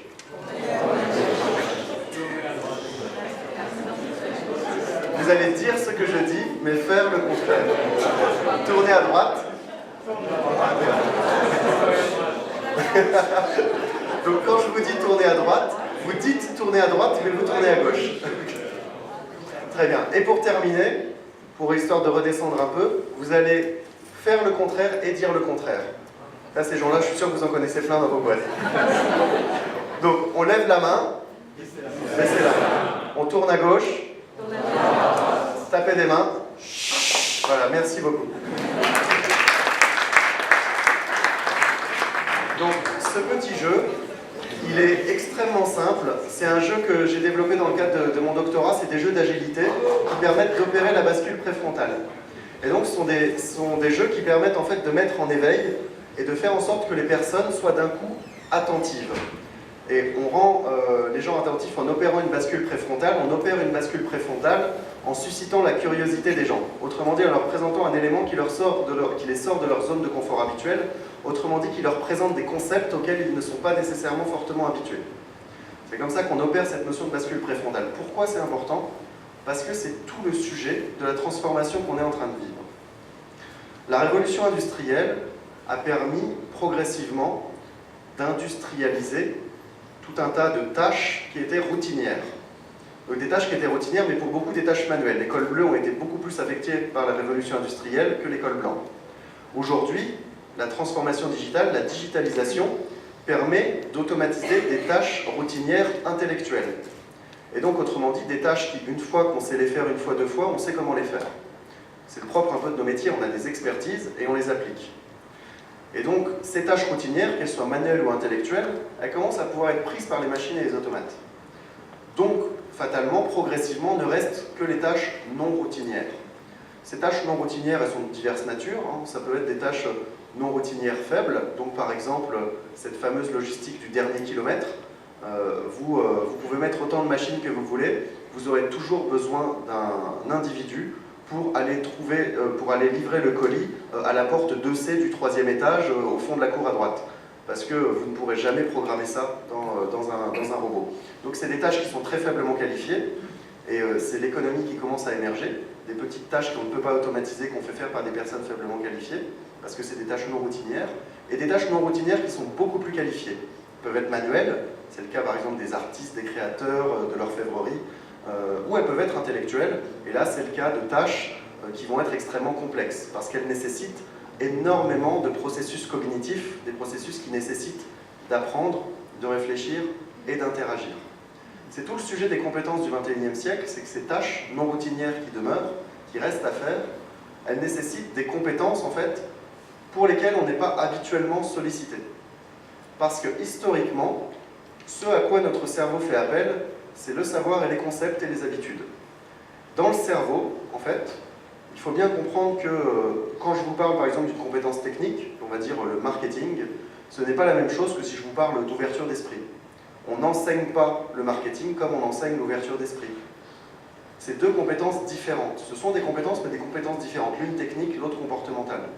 Et en fait, on ne les enseigne pas de la même manière parce qu'elles ne sont pas localisées dans le même endroit du cerveau, ne sollicitent pas les mêmes types de neurones, ne se développent pas et ne se sollicitent pas de la même manière. Et mon point, c'est que pour accompagner la transformation digitale qui arrive, il faut déjà commencer à comprendre de quel type de compétences on a besoin, les techniques, les comportementales, les cognitives, les citoyennes, j'y reviendrai, mais surtout de comprendre comment est-ce que le cerveau les acquiert, comment il les développe, comment il les sollicite. Et là, c'est tout le sujet. Donc, historiquement, surtout au XXe siècle, en fait, on a dû créer une société obéissante. Une société capable de mettre en place des processus, de les reproduire et donc d'industrialiser. Et donc, on a développé une société obéissante. À l'école, on a développé un modèle éducatif lié à l'obéissance et notamment à l'acquisition de savoir et non pas à la remise en cause d'informations.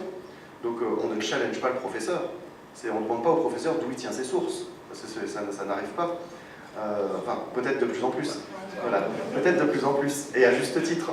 Et souvent, il vous dira qu'il tient ses sources du manuel du professeur, qui lui vient de l'éducation nationale, donc ce n'est pas discutable.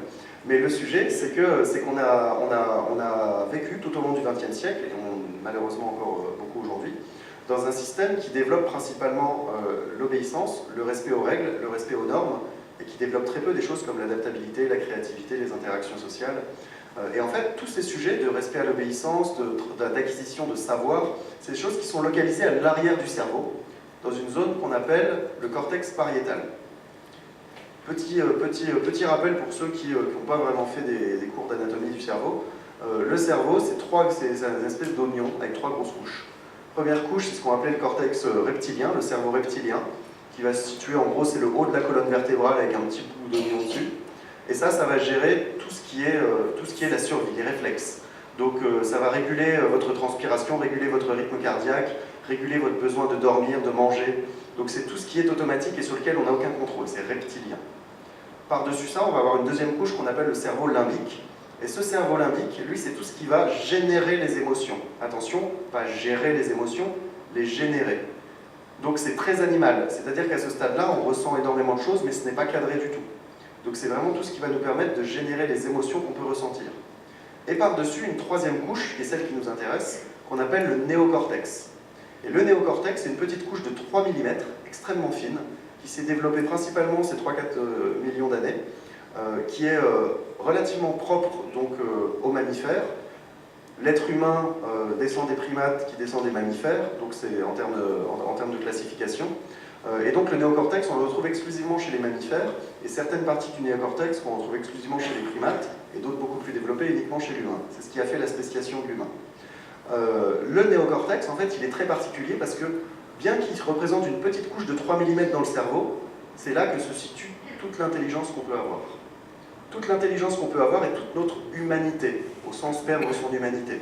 L'art, la culture, la philosophie, la création, toutes ces, l'amour, la peur, toutes ces choses-là, non pas la peur en fait, non, pas la peur, ça va être plus reptilien et limbique. Mais même l'amour, la torture, toutes ces choses-là, ce sont des choses en fait qui vont être situées dans le néocortex et qui sont le résultat d'interactions extrêmement complexes. Dans ce néocortex, on a donc une partie derrière qu'on appelle le cortex pariétal. Et ce cortex pariétal, en fait, il stocke tout ce qui va être lié au concept, aux habitudes, au savoir, la connaissance. C'est un peu la mémoire à long terme. Et on le sollicite depuis qu'on est tout petit, parce que le cerveau a une manière de fonctionner très particulière, c'est qu'il stocke des concepts pour éviter d'avoir à en recréer. Et chaque fois qu'on est dans une situation, la première chose que fait le cerveau, c'est savoir si ce qu'il est en train de voir là, il ne l'a pas en base de données. Et ça, c'est la manière dont le cerveau fonctionne, et au XXe siècle, on a renforcé ça, respecte les modèles. Et donc, on a beaucoup sollicité le cortex pariétal, à tel point qu'on fait beaucoup d'inhibition cognitive, qu'on appelle aussi, dans un langage un peu plus populaire, des conneries. L'inhibition cognitive, c'est-à-dire, on a un autre cortex qui va être le cortex préfrontal, qui est en fait le cortex pariétal, celui dont je vous parle là, c'est ce qu'on appelle un peu le cerveau automatique. Le cortex préfrontal, que je vais vous décrire un tout petit peu après, c'est ce qu'on appelle le cerveau adaptatif. L'exemple typique du moment où on aurait dû faire fonctionner l'un et on a fait fonctionner l'autre, c'est l'exemple, vous êtes au supermarché. Vous êtes au supermarché, donc pas spécialement dans un moment où vous êtes le plus attentif du monde, plutôt en mode assez routinier. Vous arrivez à la caisse, et là vous voyez qu'il y a une caisse où il y a 5 personnes, une autre caisse où il y a 2 personnes. Le réflexe de base, c'est quand même d'aller à la caisse où il y a 2 personnes. Et on y va. On arrive à la caisse où il y a 2 personnes, on se range, d'autres personnes arrivent, et là on se rend compte qu'à cette fameuse caisse où il y a 2 personnes, c'est 2 mamies avec de énormes caddies qui vont payer en petites piécettes et que ça va prendre la soirée, alors qu'à côté, c'est 5 personnes avec un petit sandwich qui vont payer en sans contact. Et ça va être très très long. Et bien ça, c'est ce qu'on appelle une inhibition cognitive. C'est-à-dire que sur le moment, si en arrivant en caisse, j'avais analysé la situation et je m'étais dit, attention, ce qui paraît intuitif ne l'est pas, n'est pas forcément ce qui est censé, ce qui est raisonnable, et donc tel paramètre me font prendre conscience que je dois faire un choix qui est contre-intuitif. Contre-intuitif parce que pas le modèle que j'ai en tête, que 5 c'est moins intéressant que 2, quand je fais la queue. Ça c'est le modèle que j'ai en tête de base, et ce modèle il est situé là. C'est 2 personnes, c'est plus intéressant que 5 personnes. La situation pourtant me fait prendre conscience que si j'analyse les paramètres, ça va être plus long à 2 qu'à 5, donc je vais à 5. Et pour pouvoir faire cette analyse, il faut que je fasse marcher l'avant du cerveau. Donc le cortex préfrontal. Et ça, en fait, c'est assez clé. Je vais venir sur le cortex préfrontal juste après, parce que dans tout ce qu'on est en train de vivre aujourd'hui, les machines prennent petit à petit les tâches routinières. Nous restent progressivement les tâches non routinières, autrement dit les tâches pour lesquelles il n'existe pas de solution préconçue, pour lesquelles on doit s'adapter en temps réel. Or, le monde dans lequel on a grandi, dans lequel on a évolué, nous pousse de manière assez inconsciente à faire appel à ce qu'on sait déjà, plutôt qu'à essayer de challenger ce qu'on sait pour essayer de trouver une solution from scratch, plutôt qu'à tout analyser. Et donc là, c'est le coup de la caisse, et ça je sais faire. Ça je sais faire, j'arrive et puis j'ai fait une inhibition cognitive, j'ai fait une connerie. Et donc le sujet, c'est comment est-ce que, au quotidien, dans le travail, et comment est-ce que globalement dans la vie, dans un monde qui change en permanence, vous connaissez cet acronyme VUCA pour parler d'un monde qui est de plus en plus changeant, comment est-ce qu'en fait on est capable de prendre des décisions qui sont des décisions éclairées en fonction des informations qu'on est capable d'analyser. Ben ça correspond à 4 grandes compétences qui vont être représentées aujourd'hui. L'OCDE appelle ça les 4 C, donc la créativité, l'esprit critique, la coopération et la communication. Quand j'ai commencé il y a 3 ans mon doctorat sur ce sujet-là, puisque c'est ces 4 compétences-là dont on parle, je pense qu'en France, j'étais probablement la seule personne à m'y intéresser et ça n'intéressait pas énormément de gens. Aujourd'hui, ça a été présenté cette année au World Economic Forum. L'OCDE fait un ramdam pas possible sur le sujet. Ça y est, le sujet arrive vraiment dans les oreilles des décideurs. Ces 4 C, qui sont des compétences cognitives, sont la clé pour développer l'adaptabilité des gens. C'est la clé, pourquoi? Parce qu'elles sont localisées dans le cortex préfrontal. Ce cortex préfrontal qui est très très particulier. Et là, encore une fois, je pense que vous êtes des personnes, vous êtes des décideurs, vous êtes des personnes en mesure... Tu me laisses encore 2 minutes? Ok. Qui est en mesure d'accompagner, de prendre des décisions. Et pour ça, c'est important de comprendre comment ça fonctionne. C'est la clé de la transformation, c'est 2% d'outils, 3% de méthodologie, 95% de psychologie. Et c'est bête, mais la psychologie, c'est là que ça se passe. La compréhension du cerveau est clé. Et je vous assure que si vous parvenez à faire opérer une réelle bascule préfrontale chez vos collaborateurs, vous allez avoir des miracles qui se produisent. La bascule préfrontale, c'est la capacité à s'adapter en temps réel, à réfléchir. Donc, 3 choses. Apprendre, capacité à réfléchir, capacité à interagir. C'est bizarre, c'est un peu ce dont on a besoin vraiment aujourd'hui. Capacité à apprendre, capacité à réfléchir, capacité à interagir. Vu que Anne me demande d'être bref, je vais essayer de couper une petite partie pour arriver directement à ces 4 C. Créativité, esprit critique, communication, coopération.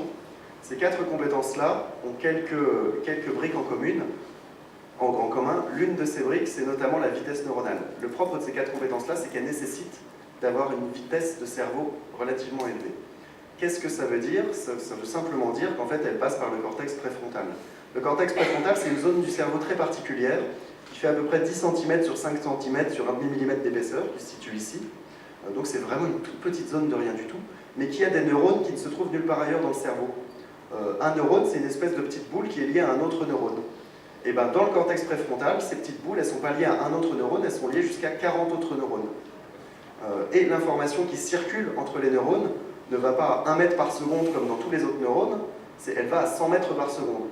Donc on se connecte à beaucoup plus de choses, beaucoup plus rapidement. Ça, c'est ce qui fait en fait l'intelligence. C'est notre capacité à faire énormément de liens en temps réel à très haute vitesse. Et ces 4 compétences-là, en fait, sont les compétences de l'adaptabilité et elles permettent de gérer les interactions sociales et de gérer la résolution de problèmes en temps réel parce qu'elles permettent justement de pouvoir trouver des solutions en temps réel. Esprit critique, faire énormément de liens et derrière coopération, communication, trouver sa place dans un groupe pour créer de la valeur en vue d'un objectif donné. Et communication, avoir un rôle d'émetteur et de récepteur en ne déformant pas les messages et en s'adaptant à chaque fois à son interlocuteur. Aussi bien dans la transmission d'informations sortantes qu'entrantes. Donc ça, c'est des sujets clés et j'ai envie de dire, donc, si vous voulez adapter vos collaborateurs à la transformation qui arrive, il faut développer leur cortex préfrontal. Pour développer leur cortex préfrontal, il faut arriver à leur faire opérer une bascule qui peut être faite en notamment leur faisant travailler sur ces 4 grandes compétences-là. Donc des ateliers de créativité, de coopération, de communication, d'esprit critique. On le voit, et là je terminerai là-dessus sinon tu vas me discuter. Les open space par exemple, c'est une évolution logique et inconsciente de toute cette problématique-là. Les espaces fermés, les bureaux fermés ne favorisent pas la créativité, ne favorisent pas les interactions. Et progressivement, parce qu'on avait besoin de plus de créativité, plus d'interaction, on a mis les gens dans des open space. Puis on s'est rendu compte que le fait de mettre des gens dans des grands open space, c'était pas mieux parce qu'en fait on cassait l'intimité. Et que les gens avaient besoin d'une certaine forme d'intimité quand même pour pouvoir continuer à être productifs. Et donc c'était un mix entre les deux, donc ces fameux flex office. Et petit à petit, en fait, on arrive à trouver donc, la solution dans l'espace de travail, dans la formation, dans les réunions, la manière dont on fait réunion, la manière dont on met en place les modes de travail. Et je ne pourrais pas aller plus loin, donc je vais laisser le suspense sur comment on développe ces compétences-là de manière extrêmement précise. Il faut prendre rendez-vous, ou alors pour faire un petit peu de pub, je termine mon bouquin sur le sujet qui sortira en septembre, et du coup, ce sera à l'occasion, je vous l'offrirai avec grand plaisir. Voilà, je vous remercie.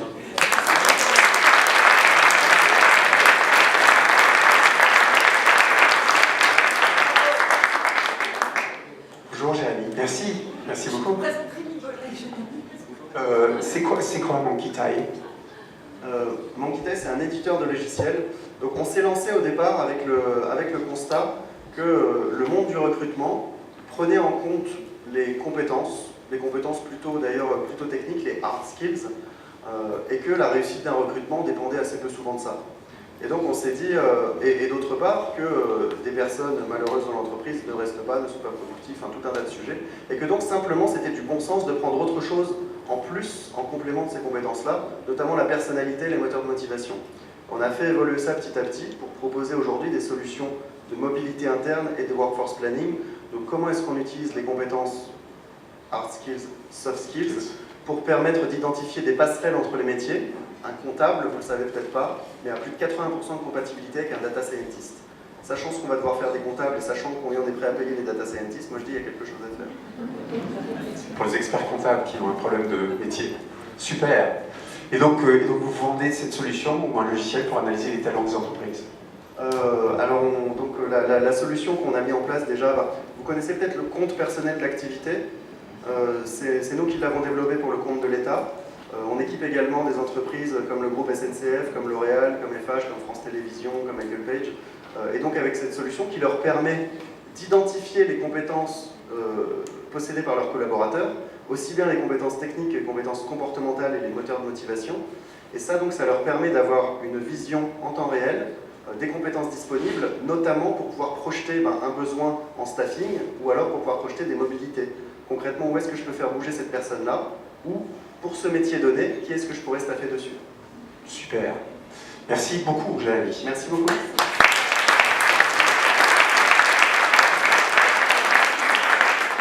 Ok, en conclusion, avant de passer aux huîtres et aux coupes de champagne, c'est pas un jeu, vous savez, pour mettre le bon mot en face de la belle photo, mais presque.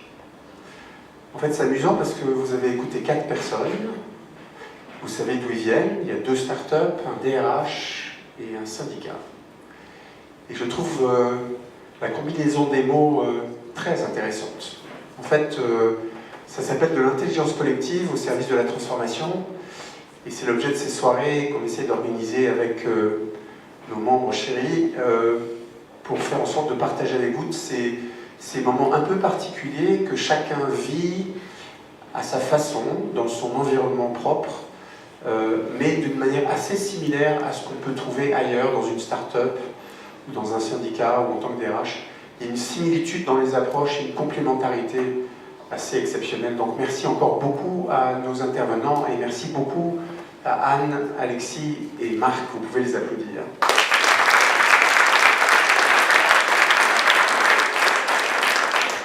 Pour finir, un petit coup de pub. En fait,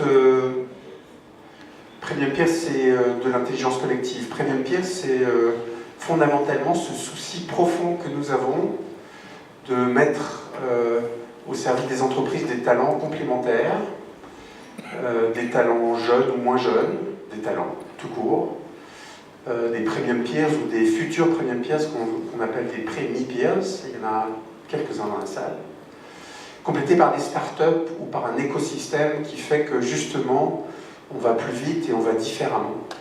La transformation digitale, c'est ça. La transformation digitale, c'est d'aller plus vite, donc capter les expériences du passé et en même temps regarder demain. Et donc ce mix, cette complémentarité entre des expertises, des expériences et des startups. Et c'est tout l'objet de notre modèle de fonctionnement, un écosystème de partenaires, des membres de talent, un modèle de partage permanent, de savoir-faire, de savoir-être, de groupes thématiques, de réunions comme celle-ci, ou de soirées dans des bars à Paris, pour ceux qui aiment boire et passer des bons moments, des services, des groupes thématiques. Et toute une série de panels, je ne vais pas les citer, il y en a certains qui sont dans la salle, donc merci à tous ceux qui sont là, ravis de les accueillir. Et notre sujet, évidemment, c'est d'accompagner nos clients, et là on rencontre des cas très différents, que ce soit dans des grands groupes ou dans des petits groupes. On a accompagné le compte Nickel pour se développer avant d'être racheté par la BNP, qui aujourd'hui nous demande de les aider pour savoir comment ils intègrent des startups dans leur environnement très structuré et très structurant. Et donc naturellement, ils se font rattraper par la patrouille, si je puis dire. Le fait d'acheter des startups, c'est très bien, mais ne pas les faire mourir, c'est mieux. On travaille avec Europcar dans sa transformation compliquée, entre les grands constructeurs automobiles qui vont inventer les connected cars et de l'autre côté les blabla-cars qui aujourd'hui profitent des grèves, évidemment. On travaille avec nos partenaires des ESN comme OnePoint, que je trouve particulièrement intéressant, ou des structures internationales comme Vodafone ou Orange. Notre métier, votre métier, les intermittents du conseil, pour reprendre ce que disait tout à l'heure Christophe, les intermittents du conseil, c'est le futur du travail probablement. C'est le futur du partage de compétences et des talents. On partage avec nos clients le fait de créer des écosystèmes, parce que les écosystèmes vont leur permettre de se développer évidemment beaucoup plus rapidement. Premium Peers est ce qu'on appelle aux États-Unis un Extended Talent Network. C'est d'actualité et ça se développe évidemment énormément. Et j'invite nos amis syndicalistes à réfléchir à ces nouveaux modèles de travail qui vont probablement être une bonne solution et un bon avenir pour la France. Je vous remercie beaucoup. Il y a des coupes de champagne et des huîtres dehors. Bonne soirée.